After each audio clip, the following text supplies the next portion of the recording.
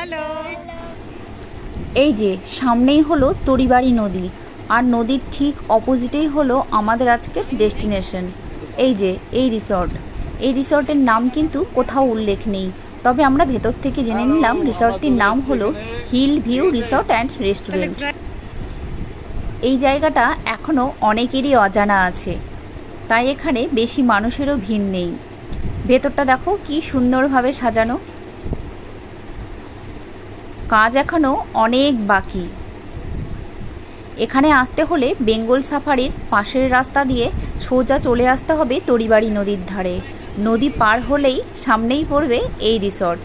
এই গরমে সুইমিং পুলের মজা নিতে তোমরা অবশ্যই এখানে আসতে পারো।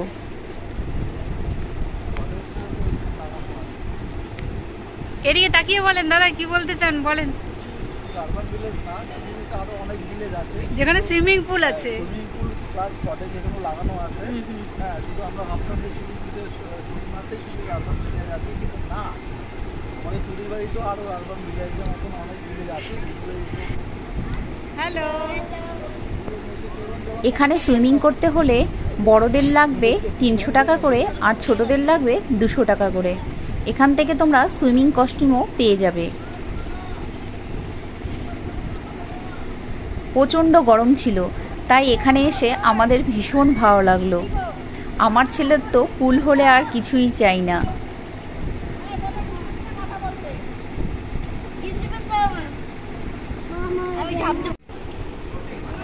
ওয়েদার হলো প্রচণ্ড গরম, তা সত্ত্বেও পুলের জলগুলো কিন্তু বেশ ঠান্ডা ঠান্ডা জলে খুব ভালো লাগছে।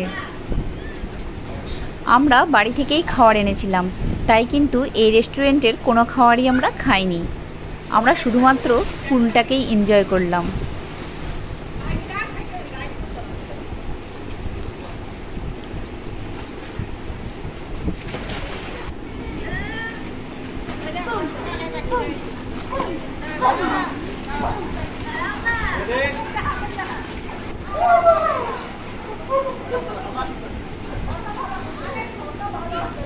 আমার ভিডিওটা ভালো লাগলে অবশ্যই একটা লাইক করে দিও, আর নতুন নতুন ভিডিও পেতে আমাকে ফলো করে রেখো।